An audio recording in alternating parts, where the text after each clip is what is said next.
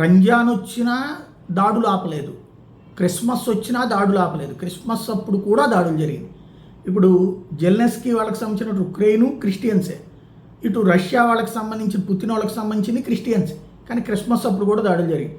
మరి ఇప్పుడు మొన్న 30 రోజులు కాల్పులు అని చెప్పి అయినా కూడా వెళ్ళి ఓ పక్కన అటాక్ చేస్తున్నటువంటి రష్యా ఎందుకో కానీ ఒక్కరోజు కాల్పులు విరమణ, అది కూడా ఈస్టర్ పండగ సందర్భంగానే ప్రకటించింది.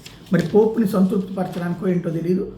ఓవరాల్గా శనివారం రాత్రి 6 గంటల నుండి, నేను రాత్రి 6 గంటల నుండి ఇవాళ రాత్రి వరకు, అర్ధరాత్రి వరకు 30 గంటల పాటు అమల్లో ఉంటుందని ప్రకటించడం ద్వారా ఈస్టర్ పండగకి తాము ఇస్తున్నటువంటి ప్రాధాన్యం క్రైస్తవుల్ని కాపాడడానికి అన్నట్టు. మరి రోజు చంపుతున్నది అదే మతస్థులు.